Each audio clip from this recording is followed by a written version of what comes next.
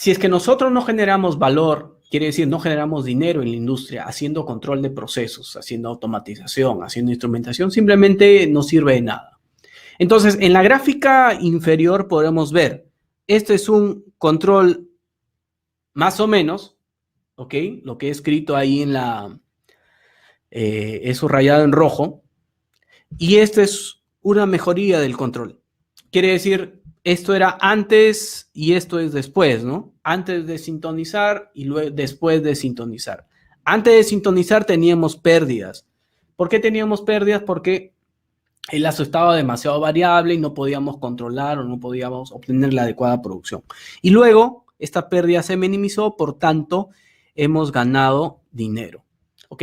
Cuando hacemos eso, estamos justificando el uso del control de procesos. Otro punto que vemos acá es que podríamos tener una limitación operacional. ¿Ok? En la gráfica de la derecha, en esta parte, vemos que esta línea que estoy remarcando acá con rojo es el límite de un equipo. Entonces, si es que tenemos un control un poco variable, no vamos a poder llegar hacia ese límite del equipo y por tanto maximizar la producción. En cambio, si tenemos un mejor control, vamos a llegar hacia el límite operativo o nos vamos a acercar lo más que podamos. Si reduces la variabilidad, obviamente vas a ganar dinero. ¿Por qué ganas dinero? Acá está. Este es un pobre control. Acá mejoraste el control. Y aquí, ¿qué haces? Ya puedes subir tu punto de operación a un límite más cercano del máximo y por tanto vas a poder ahorrar dinero o generar más utilidad. Un ejemplo claro es, yo he encontrado cuando he ido a hacer auditorías a unos sistemas de control, lazos en cascada, ¿ok? Que estaban implementados y corriendo, que no trabajaban adecuadamente. Sin embargo, esos lazos simplemente podrían trabajar con un lazo simple, un lazo de control simple. Obviamente ahí nos estamos ahorrando una señal medida, ¿cierto? Porque en cascada, para los que saben, o bueno, lo comento, necesitas dos variables, ¿correcto?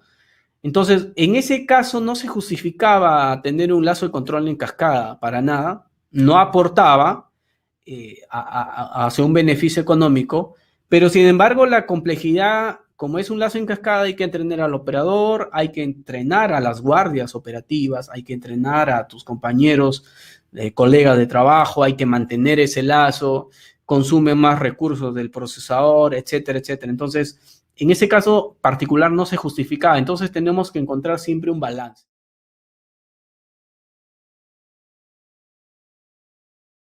Punto número 2, conocer las necesidades operacionales. ¿Ok? Acá vamos a romper un mito. ¿Ok? Vamos a romper un mito. Cuando nosotros salimos de la universidad y empezamos a trabajar, o incluso luego de haber trabajado varios años, siempre amamos y anhelamos el control robusto, el control perfecto, ¿no? En el cual el que se mantiene la variable del proceso muy estable, a pesar de los cambios en el proceso, los cambios de carga, producir una mínima variación cuando hacemos cambio de set point, ¿ok?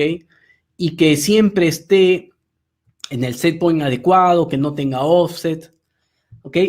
Un control perfecto, o sea, si ven la pantalla es más o menos así, si esa sería su variable de proceso, ¿ok? Sin nada de retardo, muy finito, todo excelente, ¿ok? Un control bastante robusto. Sin embargo, esto realmente es un error. Y eso yo lo he aprendido, pues, realmente con lágrimas, como quien dice.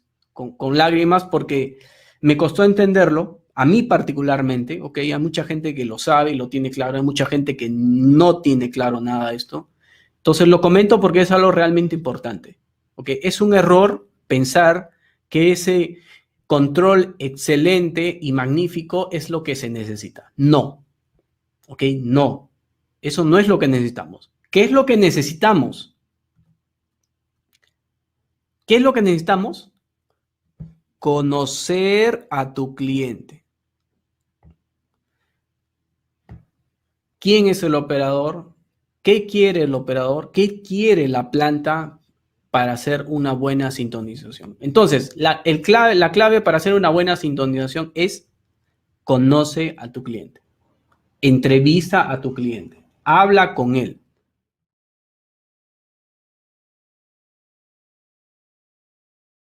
Bien, punto número 3, identificar la causa real del problema. ¿Ok? El 85% de los problemas en los lazos de control son relacionados con la instrumentación. ¿Me creen? En realidad esta no es una cifra que yo haya inventado. A mi experiencia es más o menos por ahí.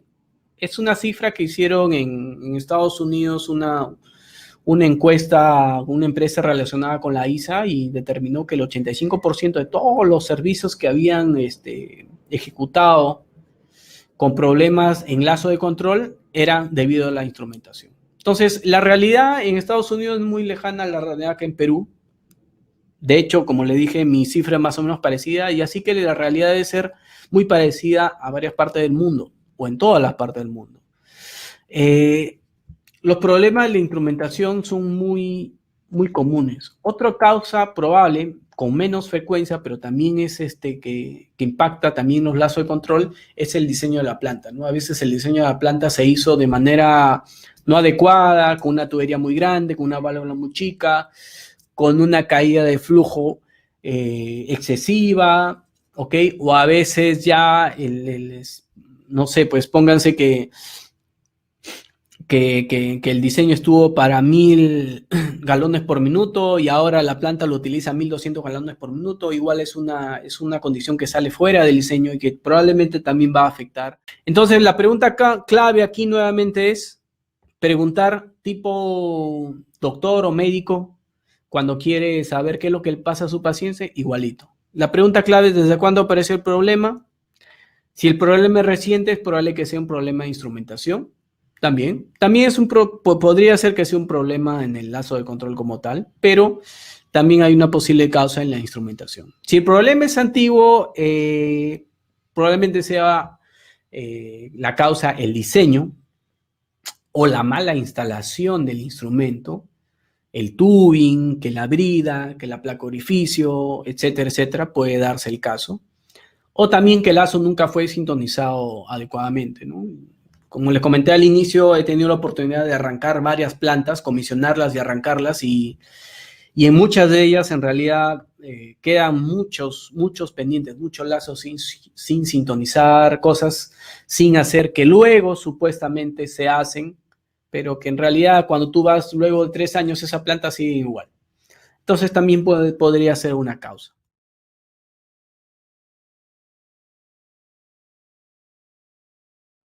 Punto número 4, tenemos que conocer los riesgos del sistema y o proceso. ¿Ok? Esto es básico, sobre todo para personas que trabajan en procesos de alto riesgo, petróleo, gas, o etcétera. Es básico. Ya no estamos con simuladores o procesos de juguete. ¿Ok? Esto es así de simple. Lo puse ahí claro porque es realmente lo que ocurre, ¿no? A veces cuando uno mucho hace simulaciones, maquetas, ese tipo de cosas, y cuando llega un proceso y sobre todo cuando no tiene mucha experiencia, pues piensa que está ahí y paran la planta y generan peligros. Lo más complicado es cuando generas peligros hacia personas o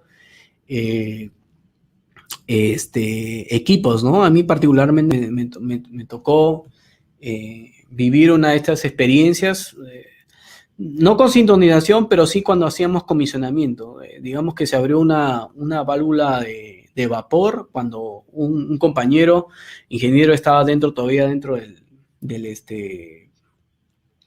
equipo, ¿no? Afortunadamente no ocurrió nada y al final todos se rieron, pero que si se hubiese quemado hubiese sido otra historia, ¿no? Entonces, todas esas consideraciones hay que tener en cuenta. ¿Qué peligros tiene el proceso? El estado de la planta, ¿ok? Digamos que si estás a un rate de producción adecuado o no. Muy rara vez existen lazos que estén aislados. Generalmente cuando tú manipulas un lazo, la sintonía de un lazo que lo vuelve más rápido, más lento, etcétera, etcétera, siempre va a afectar aguas abajo e incluso algunas veces aguas arriba a otras partes del proceso y por tanto a otros lazos. ¿Ok? Entonces hay que tener bastante en cuenta eso de ahí. Muy importante preguntar siempre al operador qué tan rápido puede incrementar o disminuir la variable de proceso, ¿no? A veces son variables que en un caso ya suben bastante rápido su valor y pueden provocar alguna explosión, algún tema de condición no deseada para el proceso, pueden parar la planta, pueden generar algún interlock.